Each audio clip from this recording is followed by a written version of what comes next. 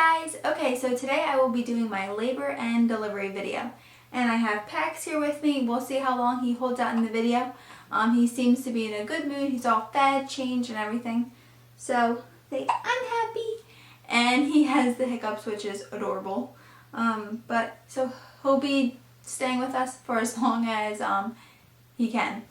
But anyways, so for my labor and delivery story, I'm going to be putting up a video of me actually delivering him. Obviously, nothing real private, but just a little bit of what we filmed at the hospital, a little bit of me laboring. Now, Rob didn't film much of me laboring just because I had severe back pain. And I needed him to be massaging my back the whole entire time, and so he could really not film. And we didn't bring the tripod. I just didn't want it to be in the way. But anyway, so the start of my delivery, it was around 3 o'clock in the morning. All of a sudden, Rob was saying, I heard him say, "Are you itchy?" And I don't know if it's his body just knew to wake him up or something. And I said, Rob, either I just peed myself or my water broke. I literally had no idea. And it wasn't on the bed or anything, it was just in my pants. So I stand up and I still could not figure out if I peed myself or my water broke. Because at night, that day, I was having a little bit of contractions, but nothing really intense like they were saying. So I went to the bathroom and I noticed there was blood along with the water, the amniotic fluid. So I knew my water broke and I said, "Rob, this is it, my water broke." And it was funny because the next day he was starting back to work, and that was what I was most nervous about, was being without him. And thank God he wasn't at work, because he barely ever gets signal at work, so it's really hard to get a hold of him. But he was there with me, and I'm so thankful he was. And it kind of stinks because usually we go to bed around 9:30, 10:30. And this night we went to bed around 12:30, so I literally only got a few hours of sleep until we were on our way to the hospital. Now, on our way to before we even left, I was I need to get in the shower. I took a shower, I made my bed, and I was making sure we had everything together, and Rob was loading the car and everything, making sure everything was set for us to go. So then we were on our way to the hospital, and I needed to stop at Wawa and get something to eat. And if I knew that was the last time I was going to eat, I would have stuffed my face, because the only thing I got was yogurt, grapes, and cheese, and I wish I had a lot more to eat, because for the rest of the labor I was starving. I was so hungry. So finally we get to the hospital. It's about 4 o'clock, and the people were actually taking their times. I don't think they knew that my water broke or anything. They weren't I saw the women at the desk doing paperwork, and I was like, is anyone gonna help us? My water broke, I'm in labor, we need to go. I'm leaking fluid, I have a giant pad on. So finally the doctor was like, "Oh, is someone helping you?" And they didn't realize, I guess that my water broke or anything. So then we got me back to our room, and they were asking me, the last time I came up was the Saturday. I went into labor Tuesday early morning, and the last time I went to hospital was Saturday, and because I was having contractions 5 minutes apart, but the intensity wasn't strong enough. And I was 3 centimeters, 70% effaced, and I was the same when I went that night to the hospital. So then, but my water broke, so obviously I was being admitted. So then when we were in the delivery room, I was in labor for 16 hours and I pushed for 2. And for those 16 hours, oh my gosh, they felt like forever, because number 1, I was starving, and number 2, my back, I felt was going to crack. I thought my back was going to break. And it was because he was upside down. I can't remember if that's posterior or interior. I should look that up. It's when their face is face up and their back of their head is to your tail, your back, and it's supposed to be the other way around. So that's why I had such bad back labor. Are you okay? Are you okay? That's why I had such bad back labor, which was excruciating. In the beginning, I could feel the stomach labor, and that was it was painful, but not anything like the back labor. And at this hospital, they had a great option of the laboring tubs, they were super nice. They had like jets inside, lights like turn the water blue. It was awesome. So I waited a while until I felt like I really needed to get in there. So after I get into the tub, and my back at this point is killing me, where I can't even be in this tub. I was like in there for probably 10 minutes, and then I was like, Rob, get me out of here. Get me out of here. So then I get out of the tub, and I'm just, oh my God, I wanted to pass out. Now what I wanted in the beginning of, going into labor was a natural childbirth. I did not get Pitocin, and I'm happy that I was able to, hold back on the epidural for so long. I didn't get it until 6 centimeters, and I was happy that I was able to progress, because I wasn't progressing for hours, and then finally I started to progress, and the contractions started coming really on top of each other, where I was watching the monitor. We had I brought hot water bottles, ice packs, rice. You guys saw my laboring bag. I had rice packs to heat up and all this stuff, and none of that stuff was working. The only thing that seemed to help was the yoga ball, and even that was pretty unbearable.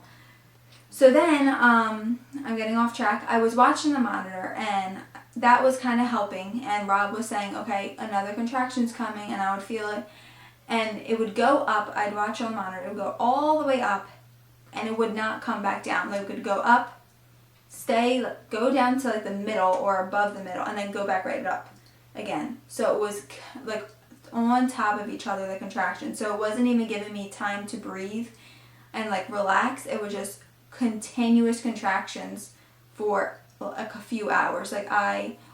My face was so pale, and I was throwing up during the contractions and stuff, that I told Rob, I think I'm going to pass out. And then I was so exhausted from lack of food. I felt just not getting much sleep the night before, and just the stress of everything and my back killing me. So I kept telling Rob, I really think I need the epidural. If I didn't have this back labor, it would be a different story. But I could not imagine my back being like this for even more hours. And we talked to the doctor, and we had 3 different doctors, because it was time shift. And I talked to the doctor, and the doctor came in, and he said, this could go on for hours. He was saying, it's totally up to you. And that's one thing I really did like about the hospital. They did not try to push anything on me. They were just, giving you the option if you wanted it. If not, totally fine. They would come back, and I'm still at the same spot. And he said, this could go on for 10 more hours. And because my body was so tense and stressed, that he was saying that sometimes, a lot of times with natural delivery, it's really hard for the woman to relax so her body can dilate. And that's how I felt the stage I was in. I just could not relax enough to let my body dilate. So I told Rob, and Rob, he was trying to talk me out of getting the epidural, and I appreciate that. And he's like, just stop and think what you're doing and what you really want.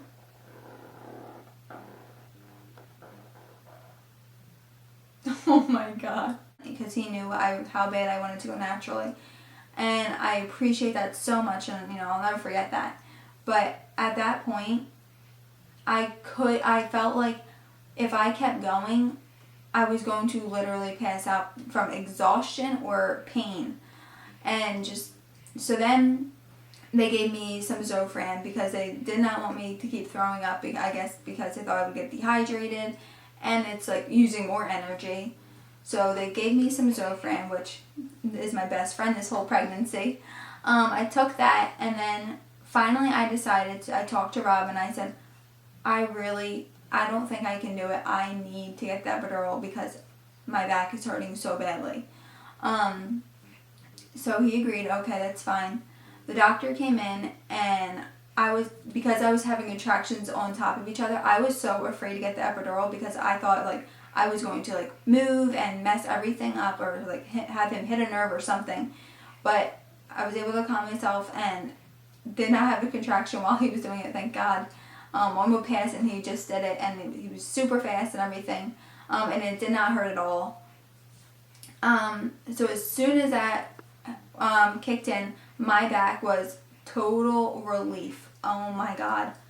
I could actually sit and, relax. A few hours later, the next time the doctor checked me, I was fully dilated. Like, he's like, see, now your body's relaxed, and I was able to dilate. So I was so thankful for that, and I stopped throwing up. I didn't have any back pain, so that was thankful. Even though I could feel my legs and everything, like, I felt like I could still feel my legs and my stomach. Like, I could still feel the contractions slightly. I don't know if they did, like, a lower dose. I'm not sure. But I could still feel the contractions in my stomach, but I could not feel the back labor. And the contractions in my stomach obviously weren't as intense, but I could still feel when they were coming. Another option the doctor gave me before I chose the epidural was if I wanted to get morphine or the epidural. And I chose the epidural because I knew that the morphine goes to the baby. So I definitely did not want to do that, and that's why I chose the epidural. So then after that, I was fully dilated and everything, and I was just basically waiting to feel pressure to push, and that was not happening. I did not feel it for hours later to feel the urge to push. Finally, hours later, we have another doctor come in because that one left, and we had another one, which was totally fine because all the doctors we had were great. So they came in, and the nurse was saying, because the nurse that was with me the whole day was saying, when she came in, we're going to get this baby, you're going to deliver this baby as soon as she comes in. And I was like, okay, great. So when she came in, she was super nice, definitely, understood what I wanted and everything. And I was pushing for 2 hours, and this little boy would not come out. His head was completely stuck. Again, he was upside down. Every time I pushed, he'd come out a little bit, and then he'd go back in. Like, he couldn't, his head wasn't lifting up. So yeah, he was totally stuck in there. He was being really stubborn. So then the doctor asked me if I wanted to, use the forceps because he was not coming out. And I was totally not wanting to use them. I told her I absolutely 100% am not using the vacuum. That was for sure. I knew that was not happening. I was not agreeing with using the vacuum.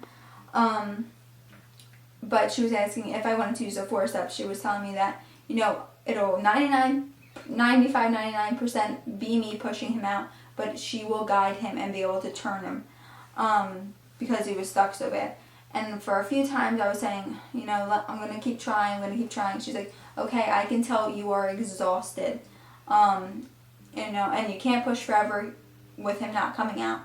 So she left. I was with the nurses and Rob, and I was pushing.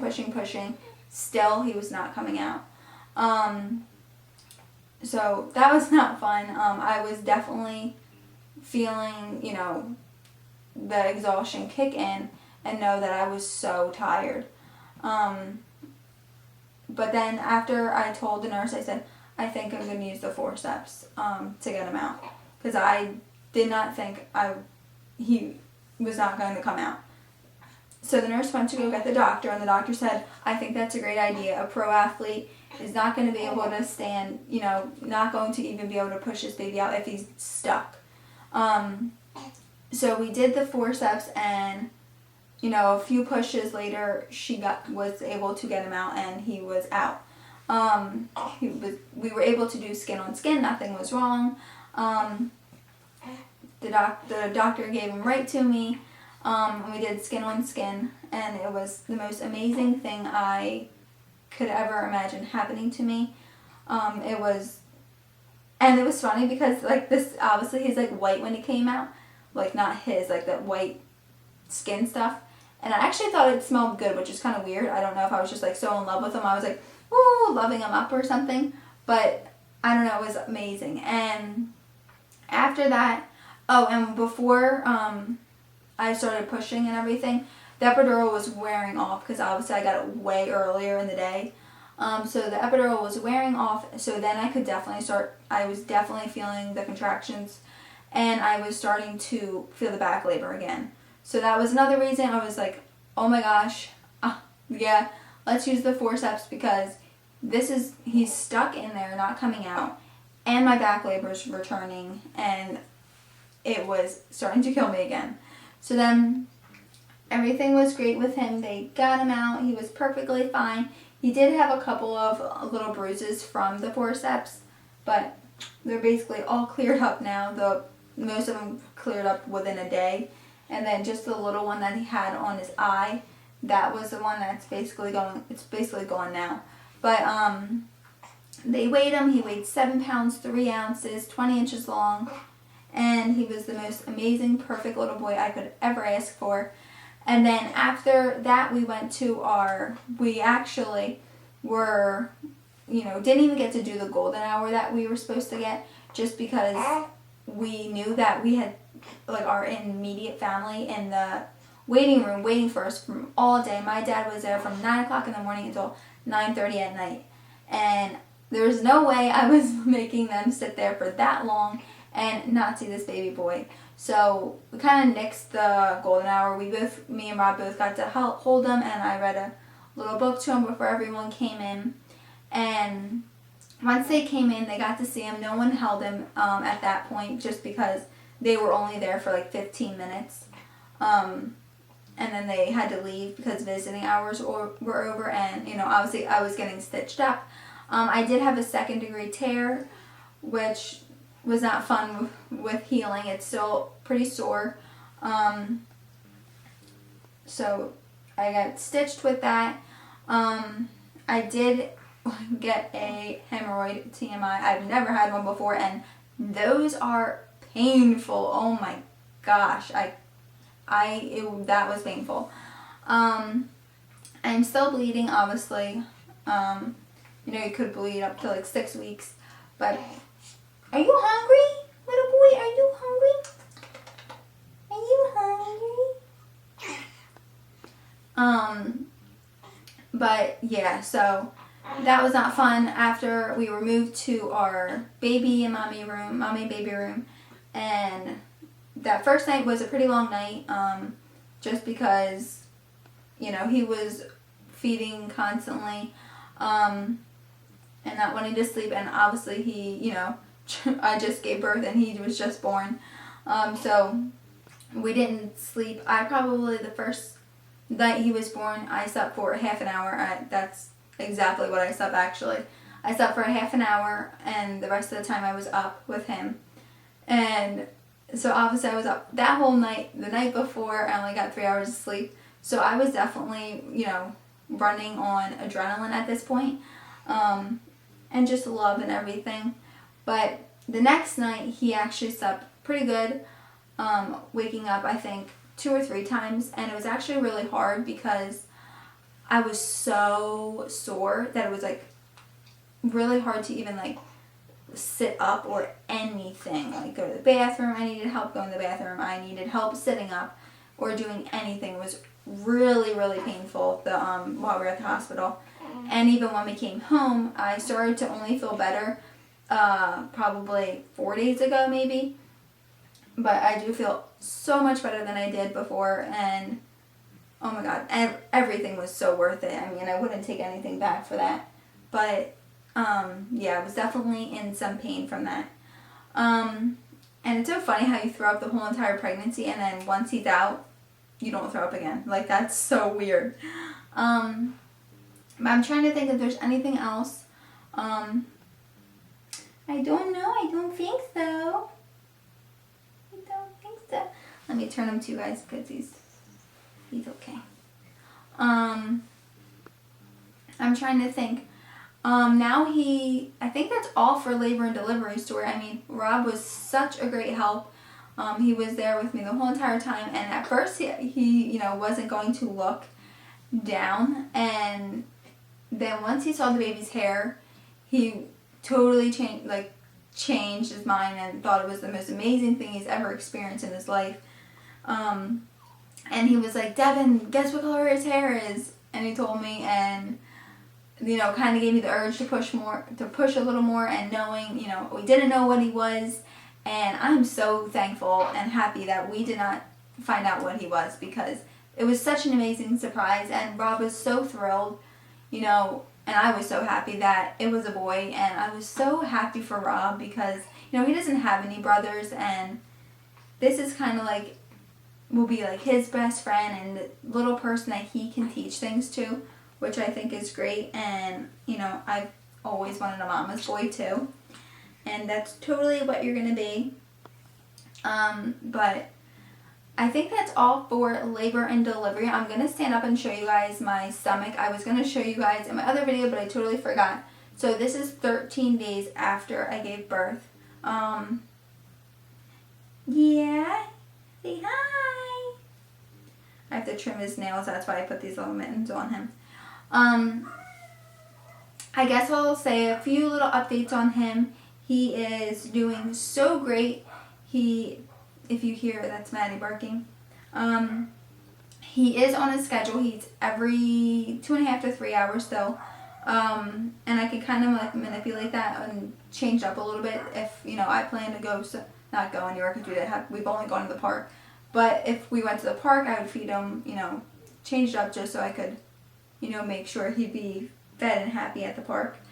But he is sleeping in his co-sleeper. The last time I updated, he was not sleeping in his co-sleeper, didn't really like it, but now he sleeps in it pretty much the whole entire night. I'll grab him at like 6 o'clock before his feeding to cuddle with him, and then feed him at 6:30. So he's waking up, and now he does not like cry, wake up, but he'll like kind of like move his head like make those kind of noises, so I can tell that it's time to feed. And I look on my clock and it's right on schedule, maybe like 5 minutes before or something, or 5 minutes after. But it's great to have him on a schedule. Last night I think I usually feed him at 12:30 and then 3:30, but last night I fed him at 10:30, 2:30, and 5:30, and then 8:30. So I love his schedule, and he's liking his co-sleeper. He definitely likes to snuggle with mommy and daddy, but I just feel safer with him being in the co-sleeper, especially for long periods. If I'm taking like a nap or something, or if he's like taking a nap, like we'll cuddle together and sleep together. But as for like nighttime, I rather have him in the co-sleeper. And he also takes naps in his crib as well, which I think I've mentioned. His circumcision looks amazing. The doctor that did it did a great job. He was actually one of my doctors at the OB that I went to. His belly button is looking great. I guess it'll fall off soon, but it's healing really nicely. His first doctor's appointment went great. His bilirubin blood work came back normal. It was fine. And he's definitely awake a lot more during the day at least. And that only started about 3 days ago or 2 days ago with him being up more, which is so enjoyable because, he's actually like looking at me and, taking notice of things, which is really nice, right? And doing tummy time, and he's super strong. He has such a strong head, and legs and everything. He's a strong baby. But we did his we did his newborn pictures yesterday, and they came out super cute. So I will be posting some of those up on my Instagram. And I think that's all I need to update on. We were in the hospital for 2 days, and we were in the hospital from Tuesday morning at 4 o'clock until Thursday at 1 o'clock. So we were in there for 2.5 days, which was nice. But we were so ready to come home and be home and not in the hospital. And everything went great. But alright guys, I hope you guys liked this video. I hope it was kind of like what you were looking for. But I will be, putting together an actual like delivery of Paxton. So look for that soon, and we're gonna start vlogging. It was a little bit hard because I've been having so many visitors, so it's kind of hard to vlog as much. But alright guys, thumbs up if you like this video and subscribe if you haven't already. And usually I put out videos every Monday, Wednesday, and Friday. I've just obviously had a baby, so the scheduling is off a little bit. But definitely look for more videos soon. I will definitely be trying to put them up on a regular basis now. But we're just trying to get into our little schedule. Alright guys, I'm going to put him down so I can show you my belly. Alright guys, so this is me with a shirt. I think I have 5 more pounds to lose to go be back at my pre-pregnancy weight, which was 109. So this is from the side, the back, the other side, and the back. And then I'll lift my shirt. Okay, so this is my belly with my shirt up from the front, the side, the back, and then the other side. And I mean, I still have, a little squishiness going on right here, but obviously, I just had a baby 13 days ago, but I'm extremely happy of what I look like right now, and Rob can't believe that my stomach went down that quick, and I can't believe as well. But I am very thankful that it did. Obviously I still have a little bit of work to go, but as for right now, I'm really happy with it. But alright guys, thank you so much for watching this video, and have a great night. Bye!